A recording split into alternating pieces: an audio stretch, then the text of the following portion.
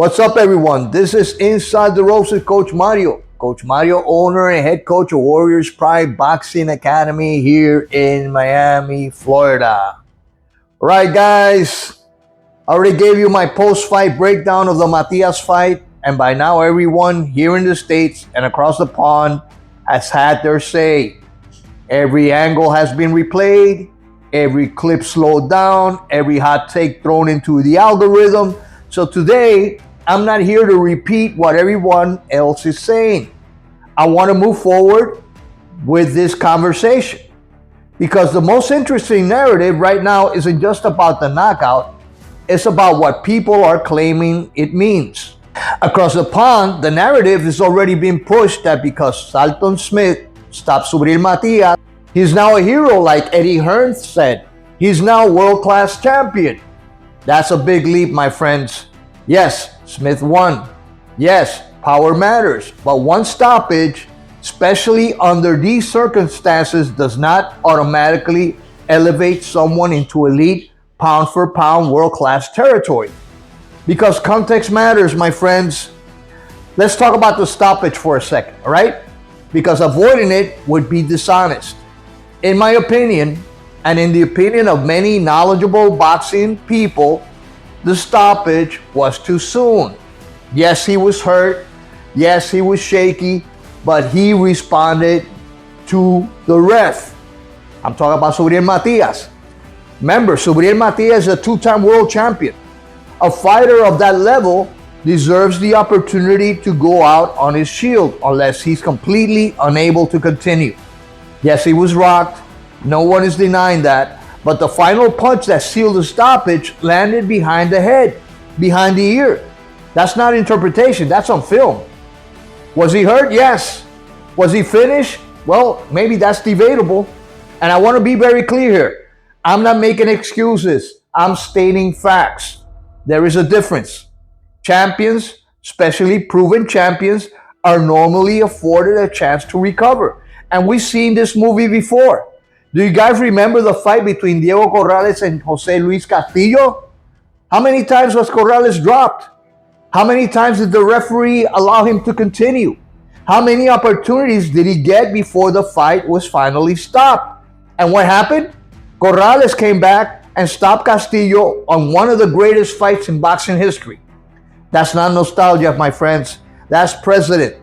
So when people ask why this stoppage is being questioned, that's why. History shows us that champions are often given grace, especially when they're proven that they can recover. And Matias has recovered many times before. And this is where the uncomfortable questions begin. Did the referee stop the fight because Subriel was truly finished? Or was he stopped because giving him time to recover was way too risky? Let's be honest with ourselves. Matias was applying heavy pressure. He was landing clean shots, multiple shots. He was physically imposing himself. Could Smith have continued that fight for several more rounds with a recovering Matias? Smith's corner didn't seem confident. And frankly, I'm not convinced either. That doesn't mean Smith isn't good. It means the fight was far from settled. And that's where the conspiracy theories begin. Not because people want drama, but because the decision leaves unanswered questions. Did the powers that be decide it was safer to end it there? Was Matias' ability to recover quickly seen as too dangerous to allow? Would the momentum have shifted again if he was given 30 more seconds? We will never know. The round was almost over, 20 seconds left. And that uncertainty matters, especially when people are rushing to crown a new world-class champion overnight. Now let me bring this back to the bigger picture, because this isn't just about the stoppage. Even before the knockout, Smith was not dominating. He was taking punishment. He was losing rounds. He was being tested. One mistake changed the outcome, but that doesn't erase what was happening beforehand. Which brings us to what's next. The mandatory. WBC has ordered Puello versus Smith is next. If boxing politics follow the rules, the next logical opponent is Alberto Puello. And stylistically, that is a very different problem. Puello is disciplined. He's patient. He doesn't abandon fundamentals. He doesn't walk straight in. And he will not give Smith the same opportunity. This is where power alone stops being enough. Because power doesn't fix defensive gaps. Power doesn't fix positioning.